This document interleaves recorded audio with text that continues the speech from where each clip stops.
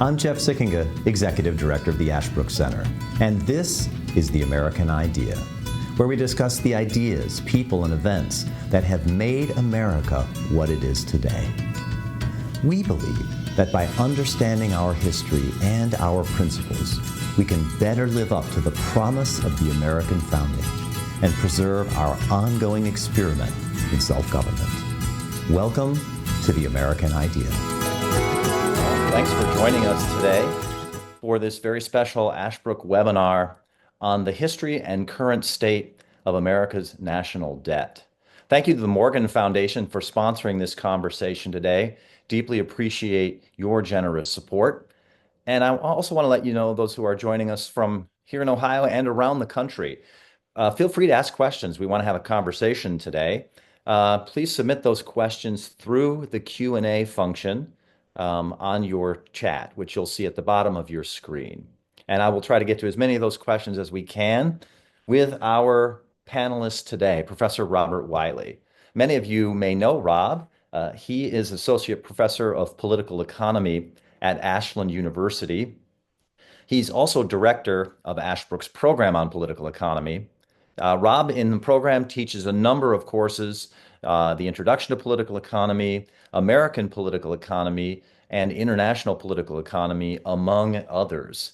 He has done a lot of thinking and research on issues of political economy, especially the principles that ought to guide political economy and the relationship between politics and economics, and what those principles mean in their application today. Rob received his bachelor's from the University of Virginia and his PhD from the University of Notre Dame. So we have with us someone who has a lot of knowledge and has thought deeply about the issues of political economy, including America's national debt. Rob, thanks for taking the time to join us today. Thanks for having me. So the national debt, it's in the news, but I think to start out with, for our listeners who may not be as fully versed on these issues as you, what do we mean when we say the national debt? We should talk about who, to whom we owe the national debt. That's important. We should clarify, of course, that we're not talking about the deficit, right? The deficit is what you might run in a year. You might run a surplus if the federal government were able to raise more revenue than it spent. Hasn't been able to do that in about 30 years. Or a deficit if you spend more money than you bring in. But if you have enough deficits, then you'll accrue a debt over time, right? And currently the national debt is between 37, I think, and $38 trillion. Ronald Reagan was a great communicator who had I think, a cool way of visualizing it. He said, imagine a stack of $1,000 bills in a stack. In 1981, the national debt was $1 trillion. He said, imagine that stack of $1,000 bills 67 miles high. Now, I'm too young to have seen a $1,000 bill in circulation, so I have to imagine $100 bills 670 miles high. So I thought about doing that now to help people visualize what $38 trillion is. So for Reagan, it would be, if Milwaukee to Charlotte is 670 miles. So if you took that 1981 national debt, you could stack $100 bills on their sides, all the way down from Milwaukee to Charlotte. Now you could do those with your fat stack of $100 bills, but $38 trillion means we'd have to wrap them around the circumference of the Earth, and we'd still have plenty for Boston to Chicago. Wow, that's amazing. So we could have a pile of $100 bills all the way around the Earth, and that still would not be the total amount of U.S. national debt. Yeah, and I'm not talking about a bill end to end. I'm talking about the thickness of the bill being some fraction of centimeters, millimeters. That's an astonishing number. I was looking at some other figures recently, and that debt is now more than the gross domestic product of the American economy, if I'm not mistaken. Yes, absolutely. So and projected to go higher, right? So a lot of countries, you measure, how worrisome a national debt is, not simply in absolute terms, how much is owed, but by a ratio of that of what you owe, of your national debt to your country's gross domestic product. The thought being that the size of your economy, you can tax more, you can raise more revenue, pay down that national debt. And so often we think about it as a ratio, and we think that countries like Japan, or in worse cases than the United States, have been for a long time because their debt to GDP ratio is so much higher. And they're not having younger people and their workforce is aging, more pension liabilities, and so on. So the United States doesn't have the worst debt to GDP ratio in the world, but we do have the largest national debt. It's unprecedented, it's staggering. And another thing for your listeners to think about, and we'll talk more about this later, I'm sure, is the cost of financing the national debt. Depends on the cost of for the federal government to borrow the money. That depends on what interest rates are. And so if the federal government is trying to get inflation in hand at the same time, like we are now, raising interest rates, keeping interest rates high, with the hope of lowering inflation, that means that as we raise interest rates, the cost of financing or servicing the debt is higher. And so for every dollar that the federal government takes in, that's more cents that go towards servicing the national debt. Right. So the national debt is the amount of money that the federal government owes people, and to finance that, it has to pay people. I think some of our listeners say, how does the federal government actually get the money from people for its debts? Yeah. So you said that the national debt is what the federal government owes people. It might be helpful to think about who the people are. In some cases, they're not people, but they're other entities within the federal government, right? So I think this is a rough number, but it's always changing, and countries like China are actually selling their treasury securities more. So this number is always changing, but I think basically you can think about it as a 20-20-20-40 breakdown, where about 20% of that $38 trillion is intergovernmental debt. So let's say the Social Security Administration takes in more in those payroll taxes than it pays out to its beneficiaries. Other entities in the federal government, maybe the Department of Defense or the Department of Veterans Affairs, will take that excess money in Social Security payroll tax, and the Treasury Department will issue a bond to the Social Security Trust Fund. And so one piggy bank in the federal government owes money to another. That's about 20% of the debt is the federal government intergovernmental holdings, so intergovernmental debt. One part of the federal government owes another. Another 20% is owned by the Federal Reserve. And here the Federal Reserve System, which functions something like a central bank, of course, in our country, as part of their open market operations, the Federal Reserve will buy treasury bonds. And it buys treasury bonds to increase the price, the demand, and therefore the price for those treasury securities. And that should push the yield or interest rate down in order to sort of inject money into the economy and encourage other people to borrow. So this is the Federal Reserve, which is a little different than any other entity in the federal government. It's public-private complex, buying our own federal debt.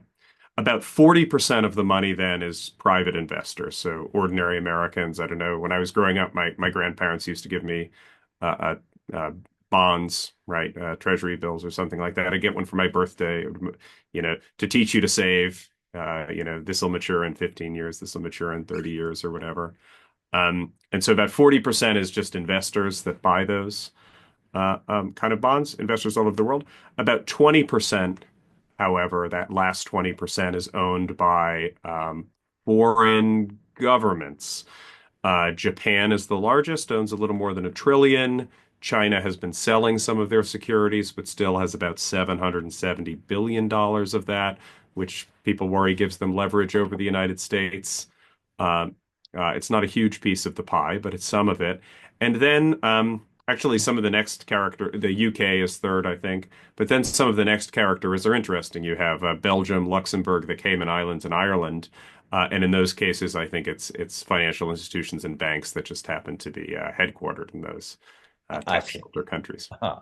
So the debt is, as you say, suggest a staggering number relative to GDP, of about 120%, I think, of our GDP.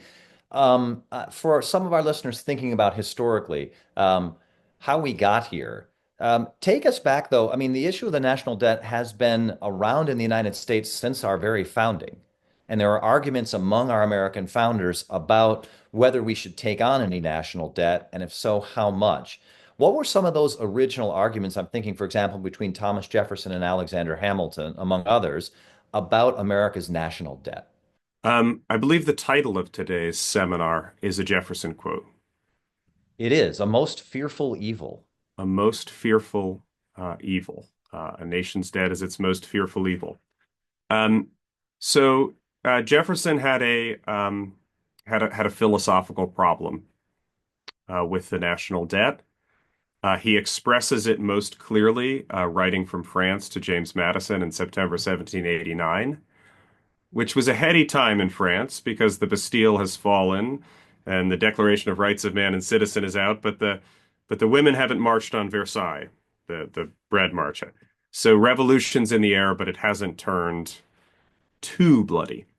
And at that time, Jefferson writes that uh, the earth belongs to the living, the dead should not, to what he says, on either side of the Atlantic, men have not thought about what degree, to what degree one generation can bind another, or whether one generation can bind another. And what he was worried about is essentially what we're doing right now to our progeny, to our great grandchildren. uh, may we have them. Um, because we are spending money we don't have, and the burden for paying that back will fall upon future generations. And Jefferson's point is simple, in his mind, novel at the time, and maybe it was novel at the time as far as I know. But his point was, what right do we have to force the future to pay for the present? What right do we have to, as it were, sort of rule over future generations that didn't exist? And in that letter to James Madison, he supposes that any government debt and indeed any law should expire in 19 years. He used all sorts of actuarial tables to come about to 19 and a half years is that the generational turnover. And if we made sure that didn't happen, we wouldn't have one generation binding another. So Jefferson has philosophical problems with the debt. They run to the principle of legitimacy of Republican government. And those of us that take the founders seriously have to worry about whether we have preserved Republican government in this country if this is the way that we keep carrying on. Of course, the United States was also fighting a revolution at the time, and the money had to come from somewhere, and it came from the Dutch and the French and the Spanish, as well as to American creditors. And of course, after the revolution, those American creditors very much wanted to be paid back. And the story of the Constitution, to some degree, right, is a story about those American creditors devising a more powerful central government that would have the power to pay them back, to pay back the debts of the revolution that people at the time, of course, thought they owed and that they should have the power. So Jefferson has a philosophical problem with it.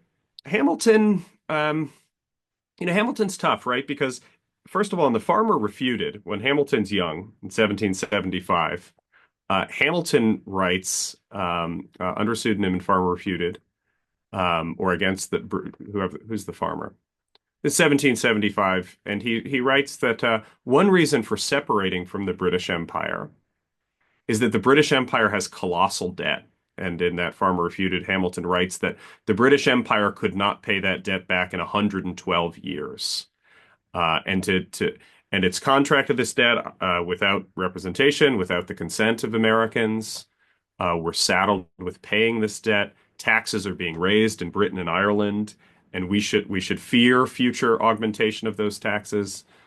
And we should separate from the British Empire because it's really not our responsibility to pay them, he reasons. By the experience of the Revolutionary War changes Hamilton's mind on this, I think. He comes to realize that he's not just fighting redcoats and Hessians, but the Bank of England. Britain can raise this money and pay troops. The United States has a hard time doing that. People know everything about the inflation of Continentals and the difficulties that that the Americans had financing the revolution, definitely clear to Hamilton's mind. And so by 1781, when he's writing in the Continentalist, um, we see a different Hamilton, a Hamilton that thinks that Britain's great debt isn't a sign of its fragility and impending tyranny, but a sign of her power, that she's so creditworthy that the British Empire can borrow this money to prosecute wars. But even then, I'll just make this point. I know I'm going a bit long here, but even then, Hamilton says that it's a problem to borrow money for more than your present ends. And there's a good and just rule that you should borrow as little as possible and borrow within your means. And so I think sometimes we exaggerate this debate between Hamilton and Jefferson, and you know, you hear ridiculous things sometimes that Hamilton probably wouldn't blink at a $38 trillion national debt. I think Hamilton would blink his eyelids off hearing the number 38 trillion, period. But certainly I think Hamilton was worried about excessive national debt because it has tremendous problems, creates So, tremendous problems. so it does sound like then we have a kind of maybe perhaps a consensus in some degree among the American founders, which is we might see the need for taking on debt to finance certain things, but we shouldn't, as you say, borrow too much beyond our means to be able to pay it back. And it seems like the course of American history, we see that basic idea sort of obtain and persist through American history. Sometimes during wars, it seems like we need more, so we get more debt, issue more bonds, take in more debt, but then relatively rapidly it's paid off. Yeah. But then we get, of course, into the 20th century and we have a big event like World War II. And some people have argued that maybe World War II and the Great Depression really changed the story of America's national debt. What happens in World War II with respect to America's national debt? Yeah, so one, I think that's exactly right, Jeff, that uh, founders, especially like Jefferson, but also I'd insist, like Hamilton, see a problem with excessive national debt. But as I always remind my students, ours is not a nation merely conceived in liberty, but also a nation conceived in war and debt. We had to fix these problems. And an understanding of these problems is just crucial for understanding American history. It's not all high moral march. There's always the how do we pay for this? How do we become a powerful nation? How do we become a wealthy nation so that we can secure those blessings of liberty? And sometimes those involve different questions. Um, so during war, right, Adam Smith argues that nations should not take out a national debt, take out year after year deficits to finance their operations. This is a difference between Hamilton and Smith, I think, at the end of the day, because Hamilton has some conception, I think, of growing your way out of debt. So if we borrow more money than we can use, but that goes into growing the economy. So Hamilton thought we could use tariffs for revenue, back the right horses of strategic industries, subsidize the right industries, grow the economy, and then in the future we'll have a broader tax base. And that has kind of come down through the years as grow your way out of debt. Adam Smith never goes in for that, but he does acknowledge that in times of war, all countries will inevitably borrow money. All countries will go into deficits because it's existential. The survival of your, men and women under arms, the survival of your very country may be at stake. Of course, countries will discount the future and spend as much as they can in the present under those conditions. So the story of the U.S. national debt, yeah, of course, begins again anew. We kind of paid it back down in the 1830s finally, and then there was some soul searching in the country about now that we didn't have this national debt, should we take it out? And there were national debts after that were the national debt was sort of modest then until we really see it spike in World War II. And of course, Ronald Reagan during the Cold War. And Reagan, as I mentioned, the $1,000 bill, 67 miles high. Reagan is a Jefferson figure in a way here, someone who's worried about the consequences of taking out debt and unsustainable debt, who faces a problem like the Cold War that he knows he has to take out, much like the American Revolution was that problem, And it's not such a bad thing for your principles to be in tension with sometimes political necessity and what you have to do, as long as you communicate to the people. This is not sustainable. We can't fight a Cold War forever. We can't continue to borrow money and keep Republican government. We can't constantly be on this war footing, but now's the time. And so I see these parallels between sort of Reagan and the founding. Um, and then I think that, yeah, we have principles of government, and then we have, situations where the country has to do what it has to do to win a war, of course. And that's a great, in political economy, that's always, I think, really the great question. How much you should encourage wealth and individual freedom and free markets, and how much should you be prepared to defend your country? Because there are two kinds of power. One is wealth, and the other is military power, and trade-offs between them at certain times, look different than at other times. And any statesman needs to think about that, of course. So we're getting some questions in now, and one question that a person is asking is okay. The question is, okay, but what has happened in the last 10 years when we haven't had war, but we've had exploding national debt? This is a complex question. Part of it has to do with uh, COVID stimulus and COVID relief. And part of this has to do with um, all sorts of things we do for economic stimulus. Okay. Um, One thing we try to do for economic stimulus, of course, is a tax cut. But tax cuts will increase deficits and ultimately the national debt unless they create that growth to grow your way out of debt. But if you're taking in less revenue, that's of course going to increase deficits. And then in the case, other things we do to stimulate the economy, of course, are we say printing money. Of course, it's not printing money. The government borrows money from itself and hands that money out to people so that they spend it to keep the economy going. Everyone sort of remembers in the bleak days of COVID lockdowns 5 years ago, how are we going to, you can't just freeze the economy. And there were several rounds of stimulus relief checks that came out. These things really exploded our deficits, especially that third and fourth round of stimulus checks that countries got. Now, that causes inflation. That seems to have, at least the later rounds of stimulus checks seems to have driven inflation. And then to get inflation down, the Federal Reserve has to raise interest rates. But from the perspective of your deficits and your national debt, when you raise interest rates to solve the problem of inflation, you have to pay more to service that national debt. And so you can see that there's a sort of vicious cycle between handing out money to stimulate the economy and then cutting rates or raising rates to try to tamp down inflation and then servicing that debt.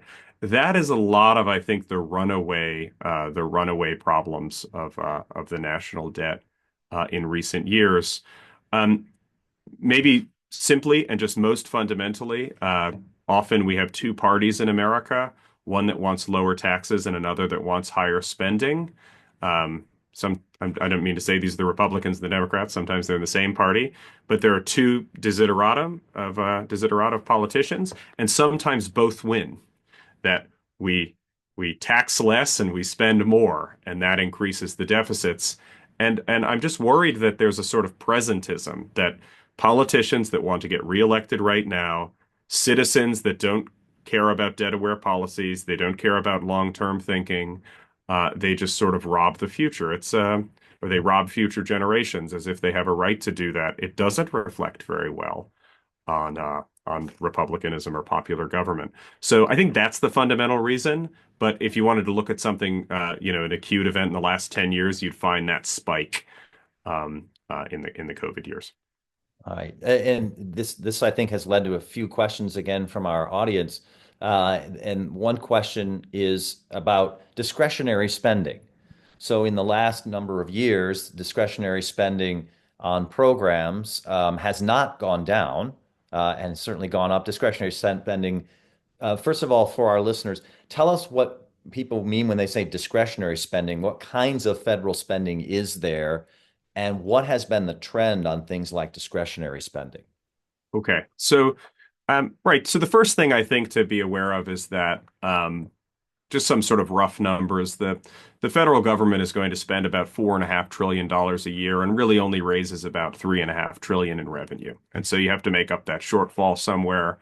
Year to year, that especially during those COVID years, that sort of shortfall fluctuated. But as we get a sort of house in order, we have this sort of structural problem. So, but that, can I just clarify, just to make sure I understand what you're saying? You're saying that this fiscal year, for example, the federal government will have a $1 trillion budget deficit, Um, or about that. yeah, about 2 or 3 years ago, I think if you looked at the sort of CBO statistics for 2023, 2022, they have a pretty good handle on that's what they look like. Now, you can say, okay, these are anomalous. Those were sort of tough time. How do we?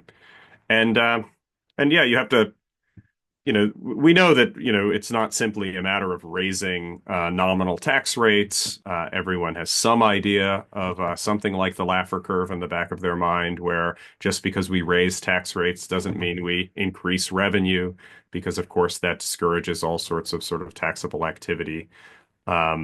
People, won't even get another job or won't even make other exchanges and transactions at certain tax rates.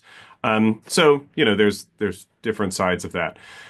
But the money that gets spent of that $4.5 trillion, increasingly a smaller and smaller percentage of that is discretionary. That is, a smaller and smaller discretion of that are the sort of things that our representatives in the House and our senators are voting on every year when they're making a congressional budget. That's sort of discretionary. If they didn't vote for it, it wouldn't get funded.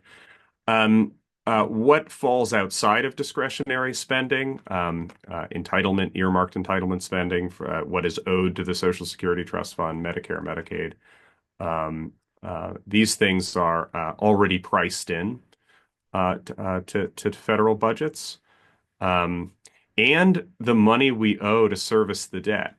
And as the national debt increases, and as we continue to run deficits, you have to think about that part of the pie increasing year by year, especially with interest rates going up. That's all of a sudden going to make any new money that you're borrowing a lot more expensive. And so our representatives in Congress have a smaller and smaller slice of the pie that they can actually spend in discretionary spending. Even so, some of that discretionary spending has been enormous. I was quite critical of things like the so-called Inflation Reduction Act, which was one of the most hilariously misnamed pieces of legislation in history. No, forget the Congressional Budget Office. No one could even, think of a way in their wildest dreams that spending all of this money on a sort of green energy transition, which is discretionary, right? How that would reduce inflation. And so I think discretionary spending has been out of control. I hope that gets reined in, but that's not. We're also looking at these other parts of the pie that are growing that are not related to discretionary spending, and all of it is adding up to a big problem. But I wouldn't want to say that, that just massive spending bills in the past 5 or 6 years are part of this too. Before we continue with our conversation, I think it's important to take a moment and tell you about our undergraduate honors program in the liberal arts here at Ashland University. Hi, I'm Rich Police, Associate Director of Student Programs at the Ashbrook Center. The Ashbrook Scholar Program is an honors program located at Ashland University for undergraduate students with an interest in politics, history, and economics. Modeled after a classical liberal education, you will read the great texts, not textbooks. Your classes will be conversations, not lectures. Conversations with other students, with your professors, and with great thinkers and statesmen from throughout human history. If you or a young person you know are passionate about life's important questions, if you want an education that emphasizes discovery, if you value liberal education and the principles of freedom it upholds, then this is the place for you. To learn more, visit us online at ashbrookscholar.org.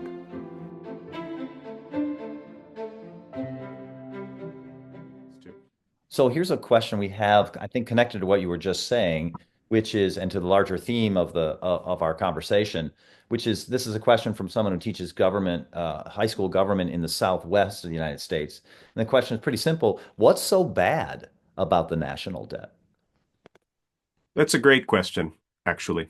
Um, and there are some people who um, would just say it's numbers on a ledger and it's fine. Of course, there are other people that will say that all great empires that have um, subsidized global trade with their military might and uh, put down pirates and built roar and just sort of the way that I think of the American power, the United States Navy. So all empires that have done this have eventually found themselves in a fiscal crisis, and we know that they debase coinage and so on. Um, what is so bad? So there are a couple ways to approach the question. One, a crowding out effect. We might say a crowding out effect. So the more and more national debt that we have, the more and more people need to buy it. That is to say that the government's going to have to sell treasury securities of some kind to investors. So I might buy some. But if I buy those treasury securities, I'm not buying stocks in your company. I'm not, and I'm not, investing in. I'm not looking for opportunities for private business. I'm funding the public debt. And if you think that handing money to the federal government, the way it spends that money, is going to be as effective for economic growth as private industry, I don't even think Alexander Hamilton, I don't think that's the case. I mean, even if you think that our policymakers in Washington are aware of certain crises, and you know, from in my own personal opinion, I'm worried about all sorts of things, like for example, the climate crisis, and when we have voices in Washington that want a Green New Deal and they want a great transition in the economy. How many crises can you afford, though? How we don't just simply have the money to keep throwing at these throw at all these crises. So, and you can't have a government that always functions on a crisis footing. Like we're facing a sort of another existential threat, and we can spend as much money as we want and pass on to future generations, especially when we're wondering, how sustainable this is. Period. So the national debt is a problem because it's going to crowd out money from private investment. It's also a problem because eventually the government should probably lack the money to finance its operations. Maybe we could continue to print more money and this would simply be notional. But what I always come back to is then we will lose the idea that the government spends taxpayer dollars, that the government spends our money. Now, this is a history teacher with this question.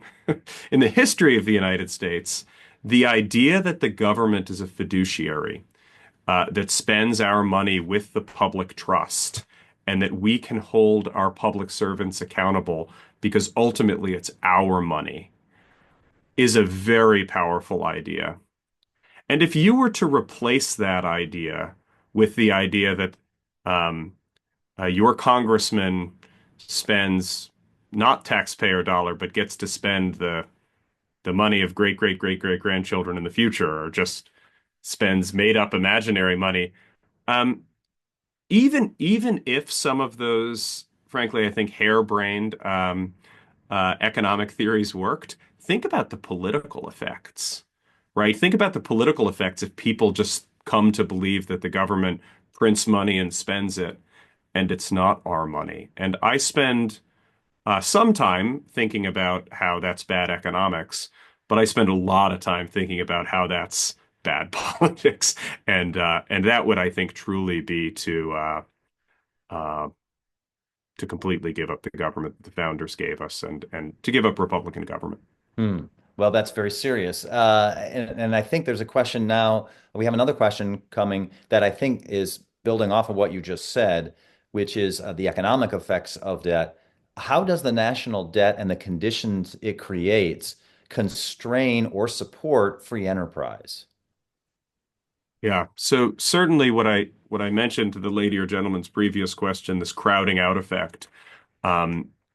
is meant to sort of address this question as well. The more money that the market is investing in public securities, then that money is not being invested in stocks and private businesses and private firms and private ideas. There were thinkers of the 20th century, like John Maynard Keynes, who argued that what was necessary was not a socialization of the means of production or seizing the means of production in the old communist Karl Marxian sense. But what was needed, to quote the general theory, was a socialization of investment. And later Keynesians like John Kenneth Galbraith talk about a public-private balance, that it's better for the government to spend all of this money because the free market is volatile, and it's the free market. It has booms and busts in the business cycle, and we have animal spirits, people sort of wasting money. The more that people put money in government securities is in a way more like the world that Keynes wanted to come about, a world where there was a lot more public investment, and when there was a lot more government spending than there was private spending, the free market system. This, in my mind, proved in the long run to be a less violent and dramatic, but much more effective threat to the free market system. Such that it really just created the huge inflationary crises and energy crisis of the 1970s to sort of snap us out of this and say, you know what, the experts really don't know how much money to spend, what to spend money on, how long to spend money, when not to spend money. All of this sort of these Phillips curve isn't really working. They don't really have the metrics. There was this heyday of the American welfare state. There's this heyday of we can kind of fix free market capitalism and the experts can run it better in the 1950s and 1960s. That ended because they can't.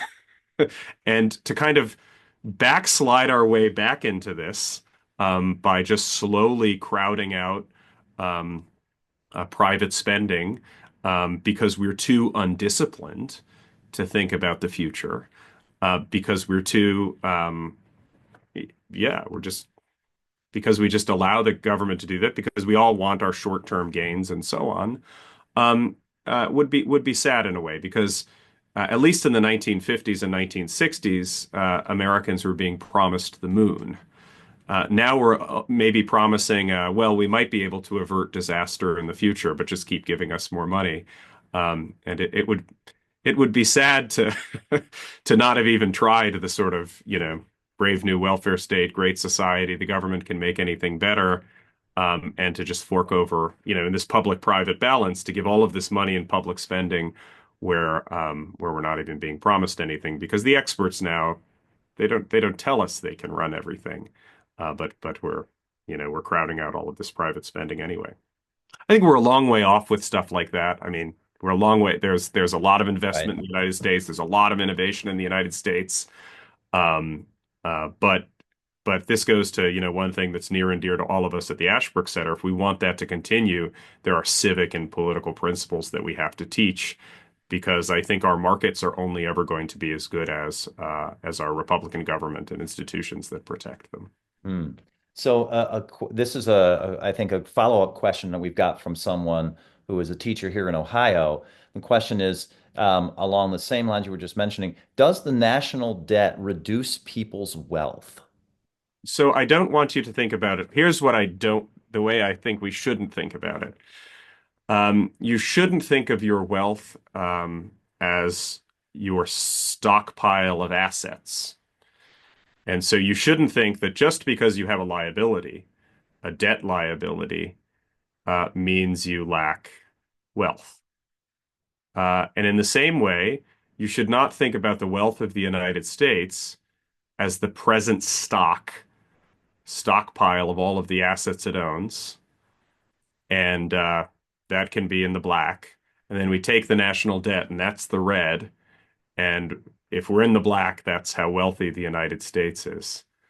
If that were true, then wealth would be money. And we would be confusing the measure of wealth for what it actually is. In my mind, the greatest I mean, it's right there in the title, but the greatest contribution of Adam Smith to the history of economic thought is to show us that wealth is not a stock, it's not an amount of anything, it's a power, and it's a power to command a flow. So it's purchasing power. And so the United States, I think, remains an incredibly wealthy country despite having this national debt. So despite the fact that the federal government's broker than broke, and you could even joke about how you have to be, there's the old aphorism that if you owe the bank $1,000, the bank owes you, but if you owe the bank, $100 million, you own the bank, right? So there is power in being a debtor, and I don't want to say, the fact that we owe China 770 $1 billion is a kind of power we have, because what if we don't pay it back? What if we default? It's not like, normal people against their landlords that can have them evicted. This is a serious amount of money that you can threaten not to pay back, which gives you a kind of power itself. But wealth is not that. Wealth is a kind of power to purchase, right? And so as long as we have people that, want to spend money, as long as we have people that want to buy things from us, as long as we provide goods and services that other Americans and the rest of the world want to buy, that's how we should think about our wealth. So the national debt Okay, so can I just affects clarify that that? by, yeah, Just for 1 second, because I think that's really interesting. So I'm thinking of a simple example. If I made $10,000 a year 100 years ago, I might be thought of as a kind of wealthy person. yeah, If I make $10,000, the same amount of money, but I make it now 100 years later, I'm not thought of it at all as a wealthy person, because it's how much that $10,000 can purchase in that is purchase. the wealth. Right. And so inflation reveals why this is true. Um, but the thought behind it should make you think about wealth in a new way. So another simple example, I guess I used this one in my class. Um, uh, at some point, Ashland is, those many people, listeners will know Ashland, Ohio. It's a fairly small town of 20,000. And at some point, I don't know when, maybe 25 years ago, maybe 30 years ago, at some point, someone had to begin selling sushi here. It's inland Ohio. It's a long way from the coast. So I don't know if it was Bueller's Supermarket or who is the first, but someone's. Now, Smith would say that if I were a resident of Ashland at that time, I became wealthy. I became wealthier that day because all of a sudden I could purchase something that I couldn't beforehand. Now, it has nothing to do with simply the value of my money, even the value of my money adjusted for inflation. It has this perishable sort of novelty item. I guess for some people it's an important food. But this perishable sort of, is now available to me in a way I can buy. And I'm really wealthier as a result of that. And so it reorients how you think about wealth to what is available in a market. And are we leaving people free to provide the goods and services they can, make better lives for themselves, make free exchanges? And that they simply living where there's such a market makes things better for everyone. Because now we have this power that we wouldn't have.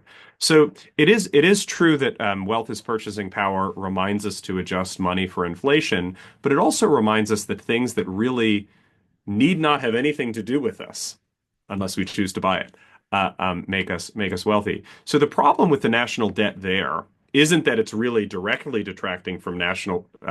It's that we're investing in that. Right, we're investing in financing the government and its operations by buying government security, government debt, instead of investing in someone that would come up with a new idea or provide us a new good or service, or who knows how many sushi restaurants we'd have in in Ashland if we. That's the way to, I think, sort of think about its relationship to national wealth, I which is see. a little counterintuitive, but that's the beauty of economics. When you can get a little bit counterintuitive, you start to discover the principles that reveal this very complicated Yeah, again, domain of going human back, activity. yeah, really in a way, again, going back to this notion of because you are displacing investment away from private industry or some entrepreneur who could take that money and start something that gives us an option to purchase we didn't have before, you are reducing what the wealth of people. I got another question just came in, and the question is about the national debt. and the significance of America defaulting on its debt. Is there Mhm. any real danger of it, the questioner asks, and is there significant ramifications if America were to default on its debt? Such a thing has never happened before. So the United States has two advantages when it wants to borrow money, right? When it wants to sell its debt, I suppose you could say, right? Sell a treasury security. One advantage is that the United States government, the federal government, always pays its debts. And so it's seen as a safer and more reliable. And people know, right, when we go into a bear market and the equity markets aren't doing so well, or we're pessimistic about them, we're worried about the tariffs and volatility now, or something like that, more money goes into securities. And more money goes into to sort of treasury bonds. So one thing is that they're seen as something that's sort of sure. They're seen as something that's sort of guaranteed. And if the federal government defaulted on its debts, first of all, this would have huge ramifications throughout the global financial system. I think be a disaster for a ton of banks and a disaster for a ton of countries. And then what would be the effect upon the United States would be very difficult for we the people to raise money in the future. The second great advantage that we have, and we've had this advantage since the Second World War, originally by international agreement at Bretton Woods, and then by custom after 1971 or so, is that the dollar is held as the international reserve currency. Everyone wants dollars. I often make the point in class that the United States dollar isn't quite like any other country's currency because more of our currency, the dollar, circulates internationally than circulates within our country. That means that there's demand for it. And that means that there's demand for treasury bills that are measured in dollars and that you're going to be paid back in dollars. So the fact that everyone in the world wants dollars has always been a great asset for the United States. It's been how we borrow money. The thing that the Bank of England could do in the American Revolution that so impressed Hamilton, these Englishmen can borrow money. The British Empire can borrow money. That's so important for its power. He has this beautiful line in The Continentalist, power without revenue is a name. And I think if the United States federal government was not able to raise that revenue because it could not sell its debt, because it could not borrow money, then we'd really be thinking about collapse of American power into a name, and maybe for some of us a glorious name that sort of resounds through history and did some wonderful things in the world, and maybe for others less so, but we would really lose, I think, a federal government that would have the power to finance its operations, certainly on the extent it did today. If you're someone who imagines a federal government that could return to just delivering the mail and maybe a very few operations, I suspect Jefferson would be in your corner saying, well, you know, if my children come up and say, well, I don't want to pay these taxes because my dad and my granddad borrowed this debt. So, but the debt are nothing. So I think Jefferson would say that the youth have a right to default on their debt. I don't think we should, because I think America would then, the power of the federal government would be greatly diminished. I think the federal government uses its power today to subsidize global trade to make the whole world wealthier. At the end of the day, I don't hope for a sort of collapse of American power because I think about all that good that the federal government does around the world. And so I think that would be a very dark day indeed. But we're always in an unprecedented situation. And even the way that the federal government finances its operations are unprecedented and have something of experiment to them. So it's a great question. It's a serious question that requires some sort of serious reflection, I think. And we've had several questions now. I'm going to try and combine them into one sort of final question here. People have raised the question. The situation you're describing, one questioner says, seems insurmountable. Another person asks, how could government have been able to borrow and spend so recklessly? I think they're all getting to the question, which I know a lot of folks are thinking about, is how, if at all, can we reduce the national debt? What have various people proposed, and what do you think in the realm of political economy, in the realm of the possible, in the connection between politics and economics, what could we do? I agree with the questioner who is worried about insurmountability. It's not an uncommon problem, however, when you look across Japan and the Western countries of the advanced economies. A lot of countries are facing this problem. One part of the solution probably will have something to do with population growth. If we have a smaller and smaller workforce as a percentage of the population going into the future, these problems will get larger and larger. There's some silver lining, I think, when you come to understand that about half of that number is intergovernmental debt, and that this isn't money that we owe to some sort of hostile, that this is money sort of owed to the American people, et cetera. 80% of it or something like that, almost 80% of it probably. It's that same question about sort of population growth, is also a question about the solvency of the Social Security Trust Fund going into the future, which is one of the main sort of levers of that intergovernmental debt, one of the main sort of movers of that, because it's those payroll taxes that are getting pilfered by other agencies of the federal government, and then Social Security gets an IOU from them. And that's that, not quite 20%, but 20% is sort of working like that with those sort of taxes. Probably, I mean, this in American politics is a third rail, but something like comprehensive Social Security reforms probably has to be part of conversations about the national debt. Probably things that will, increase the workforce of our country, and we have no choice, I think, but to grow our way out of it. So we could rewind the tape back to Hamilton and Jefferson and say, should we ever have been in this position where we should grow our way out of debt?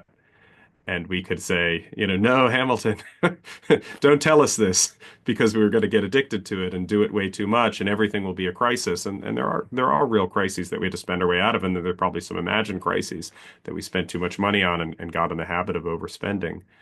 But now I think we have no choice but to try to grow the country out of this. But that's a population matter, as well as people want to invest in America with their children and move here and work here and have children here. And one last question. Someone asks, this seems like in part a question of incentives for politicians. And they're going back to your original comment that, is there any incentive for politicians to say, let's get serious about dealing with the national debt? Yeah, no, not if you don't vote the bums out. I don't know. Maybe people with great grandchildren should get 10 times as many votes. This is a problem for all democracies, right? How do you create institutions that have the long-term interests of the people at heart, right? This is the great argument for a monarchy, where someone's so powerful that they don't represent a faction in the country, you run the risk of having a tyrant. But the good argument for it that Montesquieu gives us is that this man or woman will rule in the real national interest and in a far-sighted national interest. How do we do that with our Republican institutions? I worry that they've failed to produce this result. It starts with reading Jeff's book, probably, A Republic, if you can teach it. I think the only way you can do it in a Republican regime is if you educate people to think about our inheritance from the centuries, and maybe further back, my colleague Carl Roger Stevens and Jefferson on the Saxons. He's still writing to John Cartwright. People think that Jefferson, that one-off letter about 19 years, is a one-off in sort of the heady days of the French Revolution. But even in 1824, he's writing to John Cartwright, great English supporter of the American Revolution and universal suffrage in Britain. He's still writing to him about the earth belongs to the living, et cetera. So these are principles Jefferson has in his own life. He says these go all the way back to the Saxons, and our colleague, Professor Stevens, and everything. So part of it is to think about having an inheritance that goes back, that we're given a real gift for living in this country and being able to think about these things and being able to try to have our country in hand. But we have a challenge, a real challenge. If the government is only able to raise revenues in a way that's sort of antithetical to the principles that we've inherited, what do we do with that? Especially if possibly we're heading towards disaster, maybe a sort of slow crowding out of our economic innovation, because we're sort of shackled to this these people that have forgotten the lessons of the founding and what they've done in the past.